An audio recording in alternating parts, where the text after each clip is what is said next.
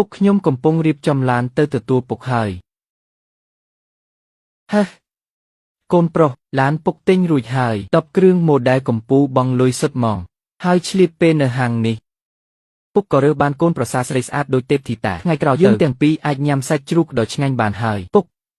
កឯងកុំចេះតែលេងសាច់ពេកពុកកុំលេងសាច់ពេកពុកមិនបានលេងសាច់ទេកូនប្រុសប្រពន្ធថៃនិងពុកត្រូវគេជិះជាន់នៅក្នុងហាងនេះហើយមានអាប្រធានជ្រូកធាត់ម្នាក់ត្រកូវ៉ានិងមីកញ្ជ្រោងកាច់ឆ្នះម្នាក់ឈ្មោះលីណាអំបាញ់មិញជិរពុកថាជាអ្នកសុំទានថែមទាំងហើយសន្តិសុខមកវីពុកទៀតហើយចង់ដណ្ដើមលុយភាគរយប្រពន្ធឯងទៀត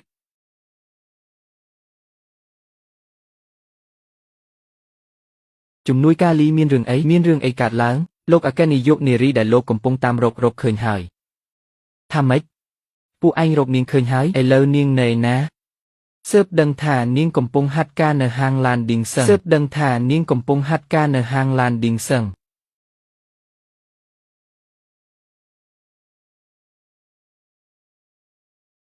ហាងឡានទំនើបឌីងសឹងមិនក៏ចៃដន្យម្លេះពុកប្រាប់នាងឲ្យចាំខ្ញុំ10នាទី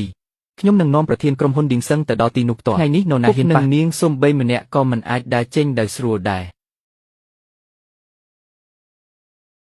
បានខ្ញុំឲ្យឯងមើលថាយ៉ាងម៉េចហៅថាខ្លាំងខ្ញុំទេឲ្យបងជីដូនមួយខ្ញុំមកឥឡូវនេះអ្នកចាត់ការទូទៅហាងនេះគឺជាបងជីដូនមួយបង្កើតរបស់ខ្ញុំឯងហៅអ្នកណាមកក៏ខ្ញុំឲ្យពួកឯងវេទនាដែរអ្នកចាត់ការទូទៅហាងនេះគឺជាបងជីដូនមួយបង្កើតរបស់ខ្ញុំឯងហៅអ្នកណាមកក៏ខ្ញុំឲ្យពួកឯងវេទនាដែរត្រូវហើយប្រធានវាងឆាប់ហៅអ្នកចាត់ការទូទៅមកលីនយីនាងហ៊ានខុបខិតជាមួយអ្នកក្រៅប្រឆាំងក្រុមហ៊ុនចាំអ្នកចាត់ការមកដល់នាងច្បាស់ជាចប់មិនខាន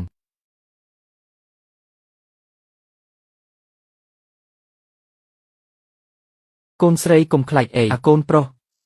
ថ្វាយអាកូនប្រុសសៅកែរបស់ពុកវានិយាយហើយគឺនិយាយម៉ាត់ណាម៉ាត់នឹងហើយ10នាទីខ្វះ1វិនាទីពុកទៅវាដល់កន្លែងម៉ោង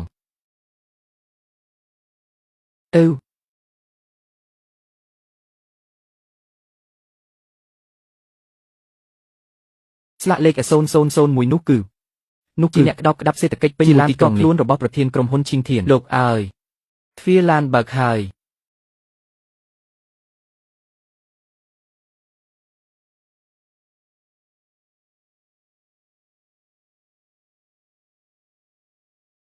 នរណាមកបង្កកលាចរនៅកន្លែងខ្ញុំបងគឺតាតែម្នាក់នេះនឹងក្មេងហាត់ការលីនយីនឹងហើយពួកគេមិនត្រឹមតែមករករឿងទេថែមទាំងហ៊ានវីខ្ញុំទៀតបងឆាប់ហៅសន្តិសុខអូសក្បាលពួកគេចេញ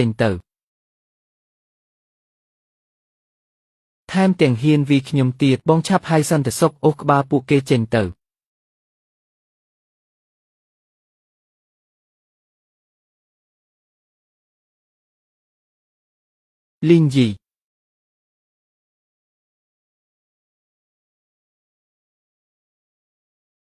លីនយីគឺពិតជាអូនមែន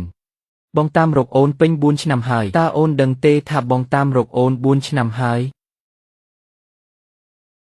គឺគូស៊ីវអ៊ូអាយ៉ាតាមពិតអ្នកទាំងពីរស្គាល់គ្នាតាំងពីយូរមកហើយតាហាកូនប្រុសពុកថាមែនកូនស្រីនេះចិត្តល្អណាស់ថែមទាំងធ្វើសាច់ជ្រូកឲ្យពុកតាមពិតទេពធីតាដែលជួយសង្គ្រោះឯងកាលនោះគឺជានាងសោះនេះគេហៅថាអីនេះគេហៅថាគូព្រេងវាសនាគូសាងពីជាតិមុនហើយ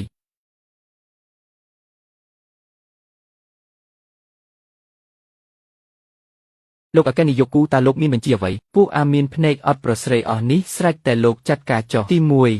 ពួកគេទាំង3នាក់នេះខ្ញុំមិនចង់ឃើញមុខនៅទីក្រុងនេះទៀតទេឲ្យពួកគេលីមុខពីវិស័យលក់ឡាននេះឲ្យអស់ទទួលបញ្ជាខ្ញុំនឹងចាត់ការភ្លាមបញ្ជូនបញ្ជាខ្ញុំទៅបិទផ្លូវរកស៊ីជីវគូឈៀងទូទាំងវិស័យនេះវាងជានកៅនិងលីណាបញ្ចូលក្នុងបញ្ជីខ្មៅជារៀងរហូតបិទផ្លូវរកស៊ីជីវគូឈៀងទូទាំងវិស័យនេះវាងជានកៅនិងលីណាបញ្ចូលក្នុងបញ្ជីខ្មៅជារៀងរហូតកុំអីលោកប្រធានអត់ទោសឲ្យពួកខ្ញុំផងអគ្គនាយកគូអត់ទោសឲ្យខ្ញុំផងអាយ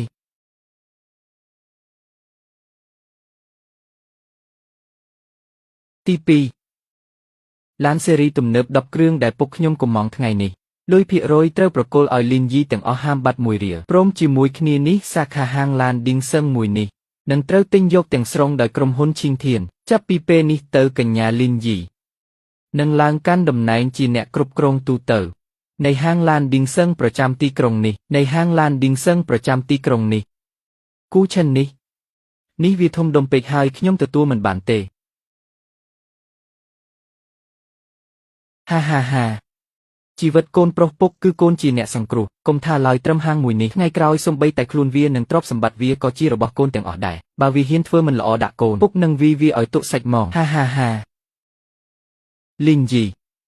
4 ឆ្នាំមុនអូនប្រាសាច់ជ្រូកក្មួយប្រអប់ជួយជីវិតបង4 ឆ្នាំក្រោយពុកបងក៏បានហូបបាយប្រអប់អូនអស់កន្លះចានទៀតមើលទៅគ្រូសាតកោគូយើងគឺញៀននឹងសាច់ជ្រូករបស់អូនដល់ខ្លួនមិនរួចទេពុកបងក៏បានហូបបាយប្រអប់អូនអស់កន្លះចានទៀតមើលទៅគ្រូសាតកោគូយើងគឺញៀននឹងសាច់ជ្រូករបស់អូនដល់ខ្លួនមិនរួចទេ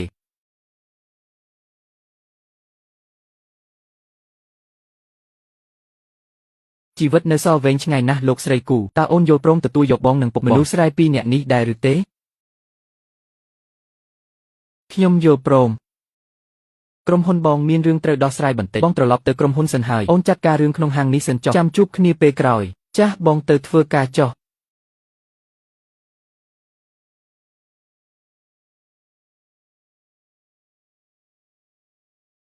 អ្នកទាំងអស់គ្នាប្រមូលផ្ដុំគ្នានៅកណ្ដាលហាងអ្នកទាំងអស់គ្នាប្រមូលផ្ដុំគ្នានៅកណ្ដាលហាងជីវគូឈៀងវ៉ាងជីនកៅនិងលីណាពួកគេត្រូវបានប្រធានស៊ូចេញបញ្ជាបិទផ្លូវរកស៊ីហើយអ្នកនៅសល់ខ្ញុំឲ្យឱកាសពួកអ្នកម្ដងអ្នកដែលចង់ធ្វើការនៅទីនេះបន្តឥឡូវនេះត្រូវទៅកុងត្រាដែលហែកចោលអំបញ្ញមិញមកភ្ជាប់និងបញ្ចូលក្នុងប្រព័ន្ធវិញ100%នឹងគិតជាប្រាក់រង្វាន់តាមស្តង់ដារខ្ពស់បំផុតរបស់ក្រុមហ៊ុនចែកជូនបុគ្គលិកថ្នាក់ក្រោមទាំងអស់ក្នុងហាងនេះដោយមិនរាប់បញ្ចូលផ្នែកលក់ទេអគ្គនាយកលីនចុះប្រាក់ភាគរយពួកយើងវិញអំបញ្ញមិញពួកអ្នកឯងមិនមែននិយាយការលុះរបស់ក្មេងហាត់ការគឺជាសមិទ្ធផលរួមទេតាមិនក៏ឥឡូវសមិទ្ធផលរួមលែងរាប់បញ្ចូលអញ្ចឹងអ្នកចង់នៅធ្វើការបន្តណាមិនចង់ធ្វើការយកលុយហើយចេញទៅរមៀលចេញទៅអ្នកចង់នៅប្រញាប់ទៅធ្វើការខ្ញុំបញ្ជាក់ម្ដងទៀតមិនចង់នៅគឺបើកលុយហើយរមៀលទៅក្នុងបញ្ជីខ្មៅសមាគមឡានក្រុងយើងខ្ញុំមិនខ្វល់នឹងថែមឈ្មោះអ្នកឯងចូលទៀតទេពួកយើងធ្វើហើយថៅកែធ្វើឥឡូវនេះហើយកូនស្រីភ្លើងឆេះសន្ធោសន្ធៅចឹងប៉ាចូលចិត្តណាស់តែថាកូនប្រុសប៉ាម្នាក់នោះទោះវាមានលុយមែនតែសាច់ញាតិក្នុងផ្ទះនោះមិនមែនលេងសាច់បានទេយប់នេះនៅផ្ទះមានរៀបចំកម្មវិធីជួបជុំកូនត្រូវតែកំដរប៉ាត្រឡប់ទៅវិញណាឆ្លៀតឱកាសយកឡាន10គ្រឿងនោះទៅឲ្យប៉ាផងត្រូវតែអស់ចាប៉ាប្រាប់ហើយយកឡាននោះទៅឲ្យប៉ាឲ្យផ្អើលអស់អ្នកផ្ទះម្ដង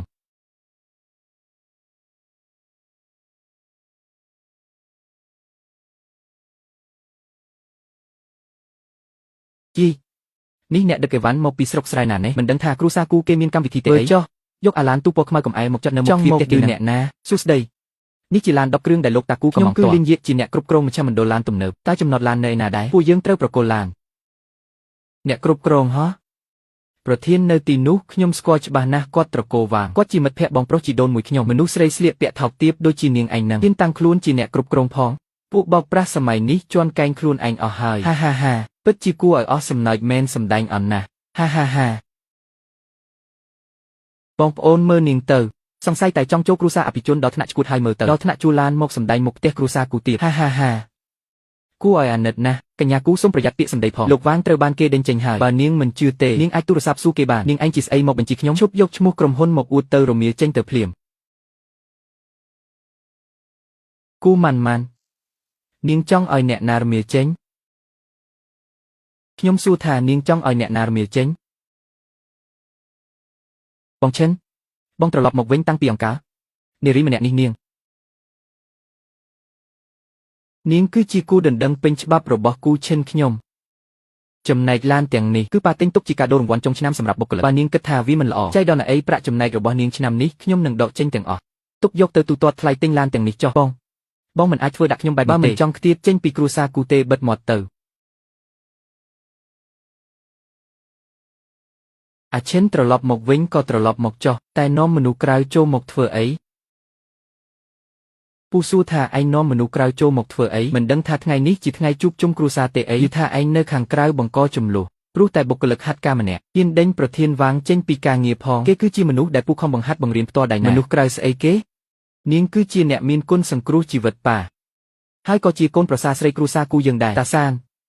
ឯងមានយោបល់ជាមួយការសម្រេចចិត្តរបស់ប៉ាឬមួយក៏ឯងមានបញ្ហាជាមួយជីវិតចាស់មួយនេះលោកប៉ាយល់ច្រឡំហើយខ្ញុំគ្រាន់តែគិតថាកិត្តិយសគ្រួសារគូយើងកូនប្រសារយ៉ាងហោចណាស់ក៏ត្រូវតែមានចំណេះដឹងជាកូនអ្នកមានមុខមាត់ចេះផ្នែកហិរញ្ញវត្ថុទើបស័ក្តិសមកញ្ញាលីនម្នាក់នេះឬថាត្រឹមជាសិស្សក្រីក្រម្នាក់សោះកញ្ញាលីន ឬថានាងមិនត្រឹមតែគ្រប់គ្រងក្រុមហ៊ុន Dingson ទេទាំងទទួលបានការស្រឡាញ់ពេញចិត្តទៀតចៃដនឲ្យអីគ្រូសាគូយើងកំពុងរៀបចំគម្រោងហេរ៉ាញ់ពពទៀនរាប់រយលានមិនដឹងថាកញ្ញាលីនមានយោបល់យ៉ាងណាដែរចំពោះលក្ខខណ្ឌភ្នាល់នឹងការកាន់កាប់ភាគហ៊ុននោះមិនមែនថ្ងៃក្រោយពេលលោកគូកំពុងនិយាយជំនួយនាងនៅក្បែរចេះត្រឹមតែចាក់ទឹកចាក់តែនោះទេដឹងបើកញ្ញាសិនសួរហើយខ្ញុំសូមបញ្ចេញមិត្តបន្តិចចុះក្នុងស្ថានភាពហេរ៉ាញ់ពពទៀនបច្ចុប្បន្នកញ្ញាលីនដោយសារនាងខ្លាចជាអនាគតកូនប្រសារគ្រួសារគូទៅហើយជឿជាក់ថាកាដូដែលនាងជូនលោកតាច្បាស់ជាមិនធម្មតាទេមើលទៅនេះគឺខ្សែទឹកភ្នែកមហាសមុទ្រដែលខ្ញុំជូនលោកតាមិនដឹងថាកញ្ញាលីនមានកាដូអ្វីដែរហាហាហាហាហាខ្ញុំជូនមួយនេះខ្ញុំជូនមួយនេះទៅលោកតានោះគឺជាមេដាយកិត្តិយសកេរដំណែលដូនតាគ្រួសារគូយើងតើហេតុអីបានជាវានៅក្នុងដៃនាងកូនស្រីរបស់មួយនេះកូនបានវាមកពីណាកាលខ្ញុំនៅក្មេងខ្ញុំធ្លាប់ជួយសង្គ្រោះលោកតាម្នាក់ដែលត្រូវពុះចិត្តនៅលើភ្នំមុនពេលគាត់ទៅគាត់បានហុចរបស់នេះឲ្យខ្ញុំគាត់ប្រាប់ថាបើថ្ងៃណាមួយខ្ញុំជួបការលំបាកអាចយករបស់នេះទៅរកគាត់នៅទីក្រុងបាននោះជាឪពុករបស់ប៉ាហើយក៏ជាជីតារបស់គូឈិនដែរកាលពី10ឆ្នាំមុនគាត់បានបាត់ខ្លួនមួយរយៈធ្វើឲ្យមនុស្សពេញផ្ទះភ័យចង់ឈួតទៅហើយកូនជាអ្នកជួយសង្គ្រោះគាត់សោះពិតជាមិននឹកស្មានដល់មែននេះជាវត្ថុស័ក្តិសិទ្ធិរបស់គ្រួសារយើងតើកាលពី10ឆ្នាំមុនប៉ាខំតាមរកគាត់ឡើងត្រឡប់ខ្លួនម្ដងទៅហើយសំណាងល្អដែលបានកូនជួយគាត់ពូម៉ាន់សិនវៃហើយនឹងលោកពូអ្នកទាំងអស់គ្នានៅមានអីចង់និយាយទៀតទេចំណាយ 1000 លានដើម្បីទិញមេដាយនេះ 1000 លាននេះត្រូវផ្ទេរចូលកនីលីនយាទាំងអស់ទុកជាចំណងដៃសម្រាប់លីនយាខ្លាយជាសមាជិកគ្រួសារយើងពេលនេះអាឈិនវារកកូនឃើញហើយកូនក៏បានខ្លាយជាកូនប្រសារប៉ាដែររបស់មួយនេះប្រគល់ឲ្យកូនចោះនេះជាអ្វីទៅលោកប៉ានេះគឺជាទំហំចិត្តពិតប្រាកដដែលអាឈិនមានចំពោះកូនកាលនោះពេលវាដេកឈឺនៅលើគ្រែវានៅបណ្ដាញ៉ាំសាច់ជ្រូកហើយបណ្ដាសរសេរសម្បត្តិស្នេហានេះឲ្យកូនទៀតផង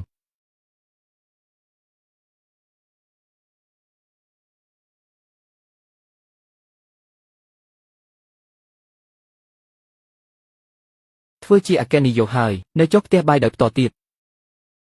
លោកប៉ាគាត់ចង់ញ៉ាំខ្ញុំក៏ចង់ញ៉ាំដែរយាយអរគុណអូនណាអរគុណអូនរឿងអីអរគុណអូនសម្រាប់អាហារមួយពេលកាលពី4ឆ្នាំមុនហើយក៏អរគុណដែលថ្ងៃនេះអូនមិនលែងដៃបងមនុស្សដូចគូតាសានបងនឹងចាត់ការឲ្យស្អាតចាប់ពីពេលនេះទៅអូនមិនចាំបាច់បង្ហាញតម្លៃខ្លួនឯងទៅកាន់អ្នកណាទៀតទេពួកមនុស្សអាក្រក់ទាំងនោះបងនឹងបោះសម្អាតចោលឲ្យអស់ហើយរឿងមួយទៀតបងសន្យាថាអូនគ្រាន់តែធ្វើជាខ្លួនឯងឲ្យសប្បាយចិត្តទៅបានហើយតាមពិតទៅអូនពិតជាអរគុណថ្ងៃនេះណាស់បើមិនត្រឡប់មកវិញទេអូនក៏មិនដឹងថាក្មេងប្រុសឈ្មោះគូស៊ីវអ៊ូដែលអូនធ្លាប់ជួយកាលនោះលួចលាក់សរសេរសម្បត្តិស្នេហាដែលមិនធ្លាប់ផ្ញើចេញប៉ុន្មានច្បាប់នោះទេបានជាអូននឹងលោកប៉ាលួចហុចឲ្យអូនអំបញ្ញមិញនេះឯងគាត់ប្រាប់ថាកាលនោះមានអ្នកខ្លះដេកឈឺនៅលើគ្រែញ៉ាំសាច់ជ្រូករបស់លីនយាបណ្ដាហូរទឹកភ្នែកសរសេរសម្បត្តិបណ្ដាថាបើមិនខំប្រឹងខ្លាយជាមនុស្សខ្លាំងពូកែទេគឺគ្មានសិទ្ធិឈរក្បែរនាងឡើយចុះពេលនេះបងមានសិទ្ធិហើយឬនៅមិនមែនទេលោកគូគឺមកពីបងខ្លាំងពូកែពេកទើបធ្វើឲ្យអូនត្រូវតែខំប្រឹងរត់ឲ្យកាន់តែលឿនអាចជួបបងម្ដងទៀតនៅលើកំពូលភ្នំដ៏ខ្ពស់មួយនេះបាន